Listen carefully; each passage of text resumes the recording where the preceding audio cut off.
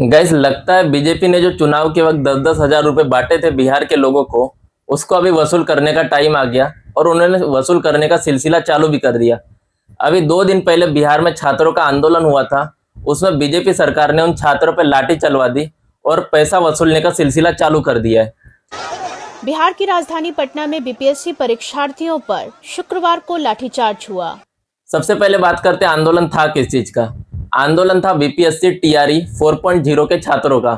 छात्रों का सीधा सीधा ये कहना था कि सरकार ने हमसे वादा किया था कि जैसे ही हम पावर में आएंगे आपको रोजगार देंगे, लेकिन लगभग अभी 2 साल हो रहे, सरकार ने कुछ रोजगार का आता पता नहीं है, एग्जाम कब होगा कुछ पता नहीं है।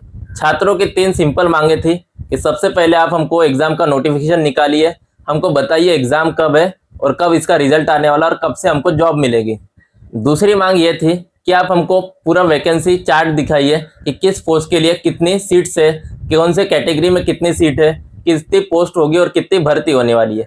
तीसरी सिंपल मांग ये थी कि आप बिहार के लिए डोमिसाइल मैंडेटरी कर दीजिए कि ये एग्जाम में उन्हीं लोगों का सिलेक्शन होगा जिनके पास बिहार का डोमिसाइल है, अदर राज्य के स्टूडेंट को जॉब नहीं मिलेगी। ये सिंपल 3 मांगे थी बिहार के बीपीएससी छात्रों की। लेकिन जैसे ये आंदोलन चालू हुआ, पटना कॉलेज से बीपीएससी ऑफिस तक ये आंदोलन होने वाला था, लेकिन बीच में ही पुलिस ने लाठीचार्ज कर दी और सरकार ने कहा है कि हमने जो 10-10 हज़ार रुपए दिए थे वो वसूल करने का भी टाइम आ गया। जोक सपाट, मजाक कर रहा हूँ। लेकिन इस पे प्रशांत किशोर की जब प्रतिक्रिया ली गई, तेजस्वी यादव की जब प्रतिक्रिया ली गई, तो उन्होंने कहा कि आपको दर दर की ठोकरें भी खानी पड़ेगी, आपको लाठी भी खानी पड़ेगी अगर आप किसी से 10 हज़ार रुपये लेके किसी को वोट दोगे। आप मुर्गा भात के नाम पे वोट दिए, आप दारू के नाम पे वोट दिए, तो आपको दर दर की ठोकरें भी खानी पड़ेगी और लाठी भी खानी पड़ेगी, आपको जॉब नहीं मिलने वाली है। गई दूसरी खबर भी बिहार से ही है और ये भी बहुत इंटरेस्टिंग खबर है। नीतीश कुमार के जो बेटे हैं उनको बिहार का हेल्थ मिनिस्टर बनाया गया।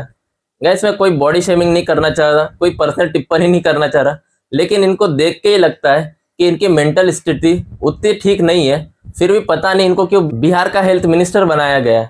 ना इनके पास कोई चुनाव का एक्सपीरियंस है, ना कभी इन्होंने चुनाव लड़ा, ना कोई राजनीति का एक्सपीरियंस है। इनको बस एक्सपीरियंस इतना है कि इनके पापा 20 साल तक चीफ मिनिस्टर थे और ये इनके बेटे हैं, बस यही एक्सपीरियंस है इनके पास। बाकी आप इनको खुद देख के लग रहा है इनकी हालत ठीक नहीं है, इनकी मानसिक स्थिति ठीक नहीं है, इनकी शारीरिक स्थिति ठीक नहीं है। इनकी हरकतें देख के लगता है कि ये फुल टाइम नशे में है या क्या है पता नहीं। हो सकता है बीजेपी वालों ने इनको इसलिए हेल्थ मिनिस्टर बनाया ताकि पहले ये अपनी स्थिति ठीक कर सके, फिर बिहार की स्थिति ठीक करेंगे। और जैसे ही ये बिहार के हेल्थ मिनिस्टर बन गए गाइस, बिहार से एक और इंटरेस्टिंग खबर आई कि बिहार के मिड डे मील में जो बच्चों को मिलता है उसमें प्रोटीन रिच डाइट दी जाएगी उनको। और जिस दिन ये हेल्थ मिनिस्टर बने हैं उसी दिन बच्चों के खाने में एक सांप पाया गया, प्रोटीन रिच डाइट गाइस, और जिसको बच्चों ने खाना खाया और लगभग 250 बच्चे बीमार पड़ गए, हॉस्पिटल में एडमिट है। इसके बाद तीसरी खबर भी है बिहार से ही, जो कि मैथिली ठाकुर से रिलेटेड है। मैथिली ठाकुर ने गाइस डिसाइड किया है कि आज से उनके खिलाफ अगर किसी ने भी रील बनाई, उनको डिफेम करने की कोशिश की, तो वो उनके ऊपर एफआईआर कर देगी। और इसी से रिलेटेड एक और खबर है गाइस इनकी, मैथिली ठाकुर की। जब ये बंगाल में गई थी चुनाव प्रचार के लिए, तब इन्होंने कहा था मुझे बंगाल आने में बहुत असहज महसूस हो रहा है, मैं वुमेन सुरक्षा के लिए बहुत चिंतित हूँ बंगाल में। इवन मुझे बंगाल में आने में थोड़ा असहज महसूस हो रहा था। लेकिन बिहार में चीफ मिनिस्टर का जो आवास है उसके 3 किलोमीटर दूर ही वहाँ पे किसी लड़की का रेप करके उसकी बॉडी फेंक दी जाती रोड किनारे। उस पर आपने कुछ बयान नहीं दिया। आपको बिहार में असहज महसूस नहीं हो रहा क्या? आपको महिलाओं की सुरक्षा की चिंता नहीं हो रही क्या बिहार में? इस पर तो आपने कोई बयान नहीं दिया।